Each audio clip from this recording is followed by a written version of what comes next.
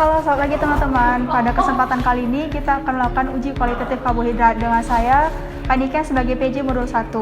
Nah, pada PJ Modul 1 ini, uji kualitatif karbohidrat, kita akan melakukan tiga acara, yaitu uji molis, uji iodium, dan uji Benedict.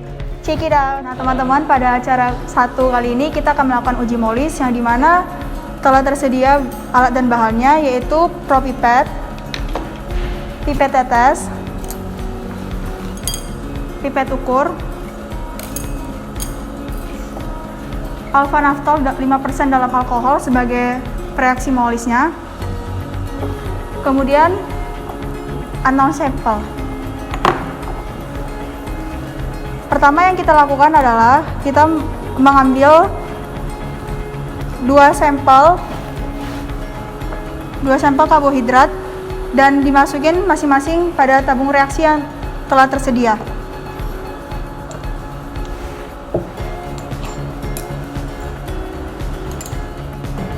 Uji molis kita lakukan untuk mengidentifikasi adanya karbohidrat dalam suatu sampel menggunakan reaksi molis.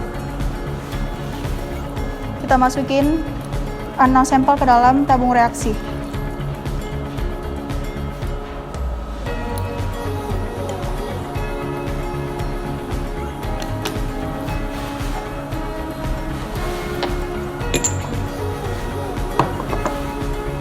Langkah kerja selanjutnya, kita akan memasukkan 3 tetes reaksi molis ke dalam tabung reaksi yang telah tersedia.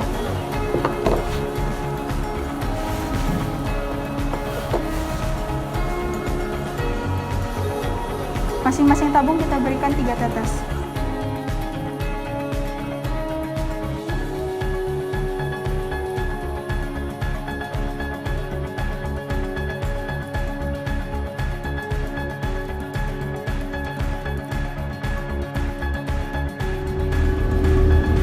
Nah, selanjutnya kita akan menambahkan H2SO4 pekat dalam ruang asam sebanyak 1 mili ke dalam tabung reaksi yang sudah tersediakan.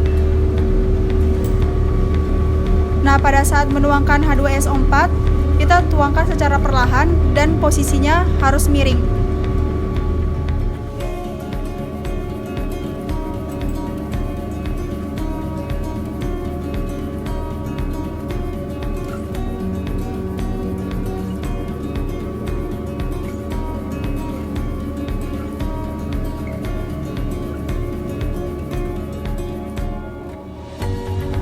Selanjutnya kita akan melakukan penambahan H2SO4 di dalam ruang asam, di mana penambahan H2SO4 ini digunakan untuk menghidrolisis karbohidrat menjadi monosakarida yang berupa senyawa furfural pentosa atau hidroksimetil furfural yang tadi bereaksi dengan alpha-naftol yang sudah kita tetesi sebelumnya sehingga membentuk senyawa kompleks cincin ungu. Itu adalah hasil positifnya.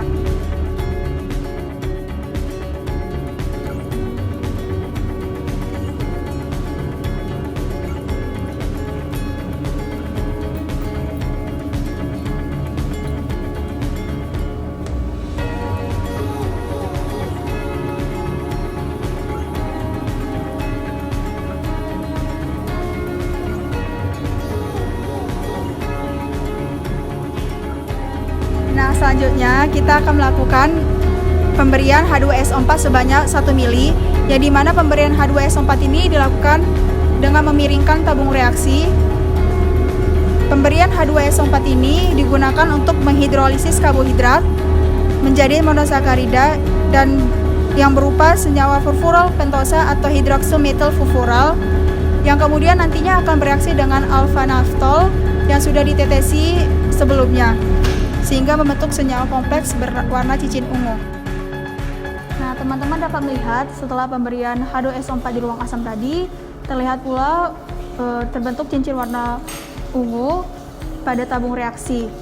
Teman-teman dapat menjelaskan mengapa terbentuk cincin warna ungu dan ada pula yang tidak terbentuk cincin warna ungu. Oke, teman-teman, kita lanjut ke pengujian kedua, yaitu pengujian iodium, di mana di sini fungsi dari iodium itu seperti kita ketahui dia akan masuk ke rantai polisakarida yang kompleks, di mana dia akan memberikan warna ketika dipanaskan itu akan memberikan warna biru gelap.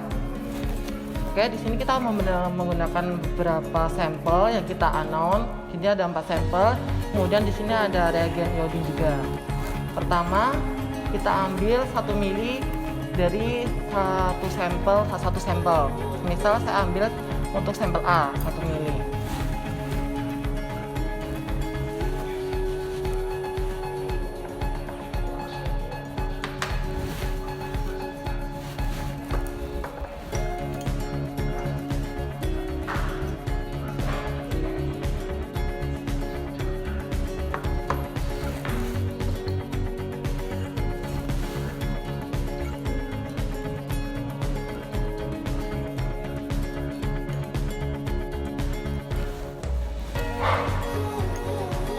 Jadi teman-teman, setiap sampel itu akan diambil 1 mili.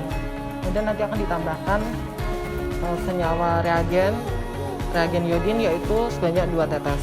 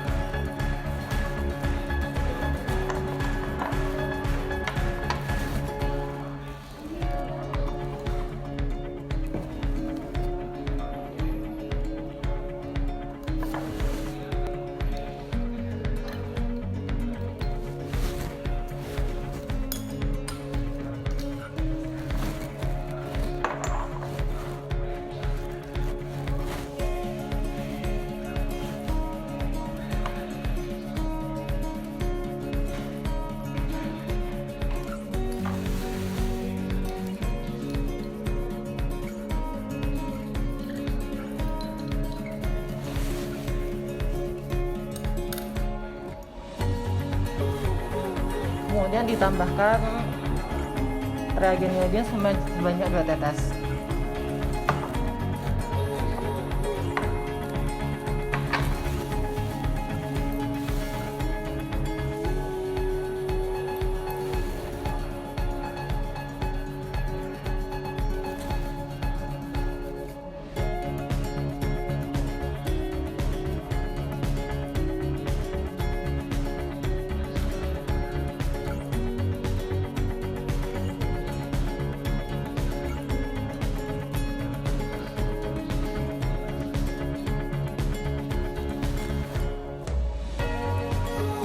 Oke teman-teman, tadi kan udah ditambahin reagen iodin.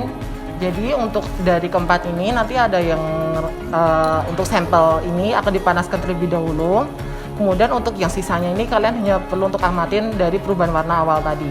Oke teman-teman, di sini tadi kan semuanya dipanaskan kurang lebih selama 2-3 menit. Nanti akan terjadi perubahan warna yang dari awalnya itu biru gelap akan menjadi warna kuning. Itu terjadi akibat dari polisakarida itu ketika dipanaskan dia akan merenggang sehingga menyebabkan iodinnya lepas. Dan hal itulah akan menyebabkan yang warnanya itu biru gelap dia akan menjadi warna kuning cerah.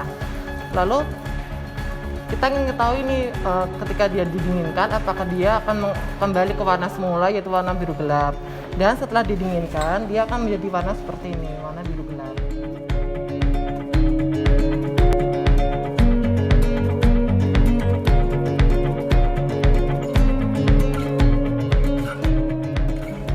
Oke, teman-teman, selamat datang di acara yang ketiga. Pada acara ketiga ini kita akan melakukan uji Benedict. Nah, uji Benedict ini gunanya apa sih? Nah, gunanya uji Benedict itu untuk mencari gula reduksi. Nah, apa sih definisi gula reduksi sendiri? Definisi gula reduksi sendiri itu kurang lebih adalah gula atau karbohidrat yang mengandung gugus bebas aldehid atau keton seperti itu. Nah, cara mencarinya adalah kita dengan menggunakan uji Benedict ini. Ya, untuk alat bahannya sendiri. Untuk bahan kita akan menggunakan reagen Benedict. Reagen Benedictnya isinya apa nanti teman-teman bisa cari sendiri. Tapi secara keseluruhan ini merupakan campuran beberapa senyawa yang menjadi namanya reagen Benedict. Kemudian sampel karbohidrat yang kita gunakan itu ada 4. sampel, kita sebut saja sampel A, B, C, dan D. Kita tidak akan memberitahu teman-teman, karena kan kita pengen teman-teman untuk tahu nih kira-kira hasilnya apa sih dari keempat sampel seperti itu. Nah, untuk alatnya sendiri kita menggunakan tabung reaksi ada 4 buah, kemudian kita menggunakan pipet ukur ada kurang lebih 5 buah, kemudian ada propipet, dan kita akan menggunakan penangas air atau kompor. Teman-teman tahu kompor kan sih ya, nggak perlu di tag juga. Oke, itu untuk alat bahannya. Untuk langkah kerjanya, pertama kita akan masukkan kurang lebih sebanyak 2 ml reagen Benedict ke dalam masing-masing tabung reaksi.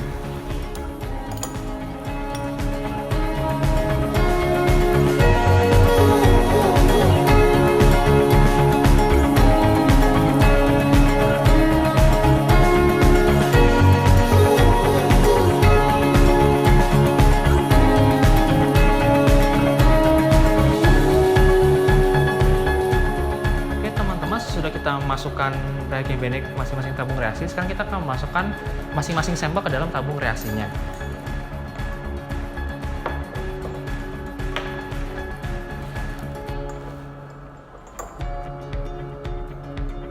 Oh iya, jumlah sampel yang dimasukkan adalah kurang lebih 2 ml juga, jadi 1:1, 2 ml reagen Benedict, 2 ml sampelnya seperti itu.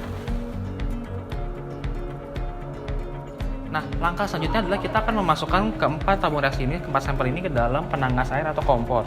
Dan kita akan memanaskannya selama kurang lebih 5 menit.